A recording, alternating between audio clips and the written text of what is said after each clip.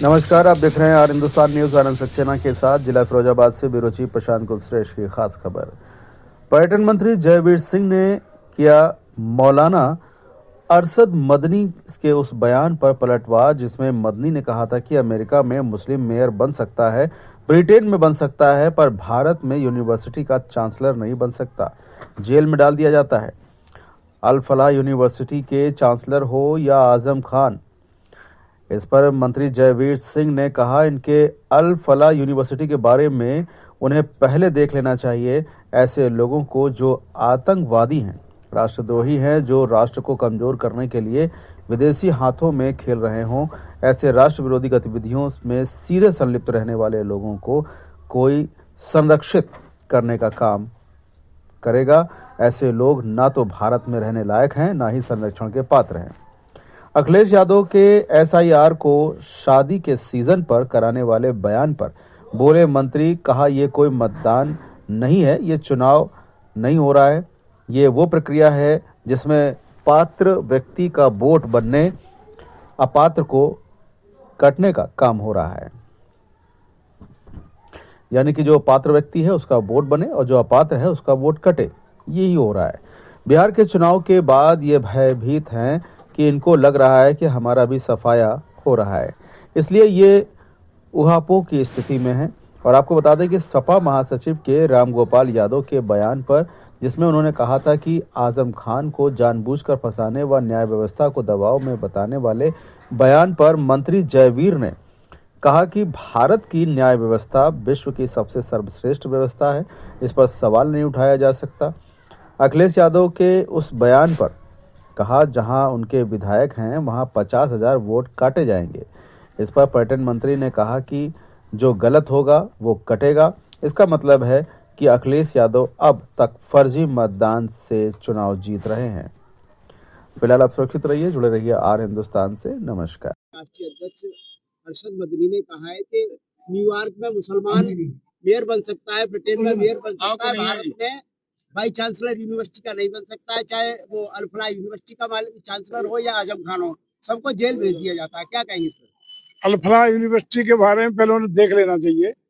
ऐसे लोगों को जो आतंकवादी हैं, जो राष्ट्रद्रोही हैं, जो राष्ट्र को कमजोर करने के लिए विदेशी हाथों में खेल रहे हों, ऐसे राष्ट्र विरोधी गतिविधियों में सीधे संलिप्त रहने वाले लोग, या तो उनको संरक्षित करने का व्यक्ति कोई भी काम करेगा तो राष्ट्रद्रोह की परिभाषा में आएगा।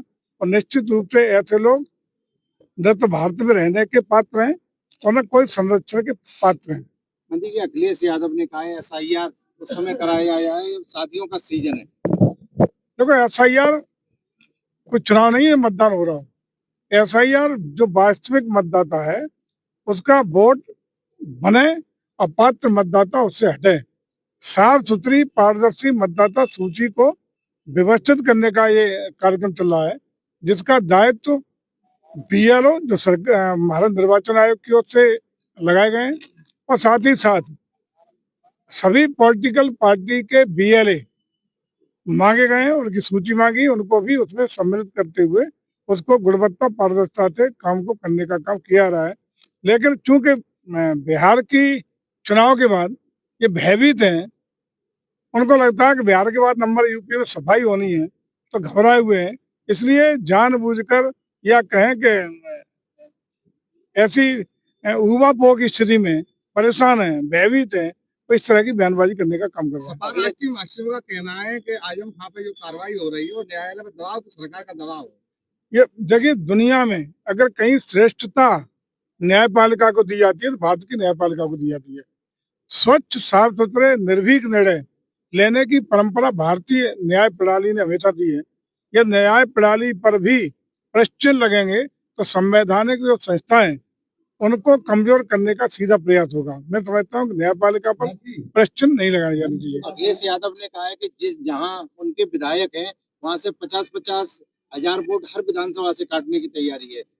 5 कटे या 50,000 कटे, जो गलत होगा वो कटेगा, वास्तविक जो सही है वो बचेगा। उससे संख्या तो निर्धारित होगी, जो वास्तविक स्थिति सामने आएगी उसके ऊपर गिनती है। आभास है, इसका मतलब अखिलेश जी को आभास है कि फर्जी मतदान करा के ही अब तक चुनाव जीतते रहे।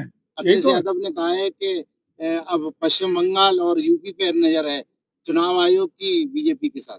पूरे देश पर नजर है इस बात की कि साफ सुथरा लोकतंत्र हो, मजबूत संवैधानिक व्यवस्था हो, मजबूत लोकतंत्र हो, इसी में पूरे राष्ट्र के रहने वाले एक एक व्यक्ति का भला सुनिश्चित हो, जन कल्याणकारी योजनाओं का लाभ वास्तविक पारदर्शिता के साथ, वास्तविकता के साथ उसके हकदार के दरवाजे तक दस्तक दे, ये सब प्रयास हो रहे हैं।